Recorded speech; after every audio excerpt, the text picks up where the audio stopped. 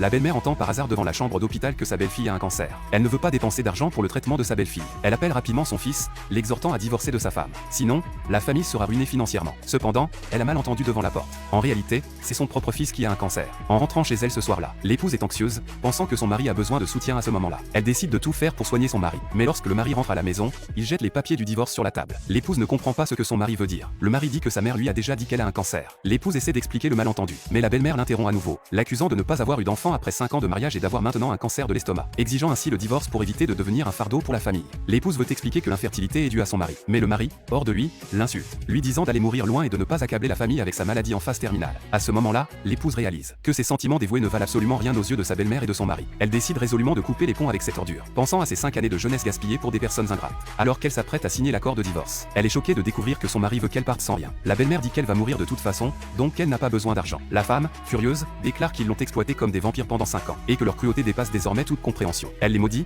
disant que le karma arrivera tôt ou tard. Puis elle part en trombe, folle de rage. Elle se rend chez sa meilleure amie pour évacuer sa colère. Mais à sa grande surprise, sa meilleure amie entretenait une relation avec son mari depuis le début. Son amie la drogue, puis la force à apposer ses empreintes sur l'accord de divorce. Juste après, il fouille la maison à la recherche du titre de propriété, mais ne le trouve pas. Craignant de ne pas pouvoir transférer la maison, il devient anxieux. À ce moment-là, la femme fatale a une idée. Le lendemain, il se rend chez le père de la femme pour provoquer des troubles, forçant la femme à remettre l'acte de propriété. La femme refuse, disant que c'est impossible. La belle-mère, furieuse, la réprimande pour être restée sans enfant pendant 5 ans. Puis elle fracasse le portrait de la mère de la femme contre le sol. En voyant le cadre brisé, le père a le cœur brisé. Il saisit une chaise, tentant de les chasser. La belle-mère sort alors l'accord de divorce signé par la femme, affirmant que la maison leur appartient désormais, que s'ils ne remettent pas l'acte aujourd'hui, ils ne partiront pas. La femme menace d'appeler la police s'ils ne partent pas. La belle-mère n'a pas peur et les menace même en retour. La sœur, effrayée, est consolée par la femme. À ce moment-là, le mari indigne remarque que la sœur est plutôt jolie. Il dit que s'ils ne remettent pas l'acte, il devrait plutôt lui marier la sœur.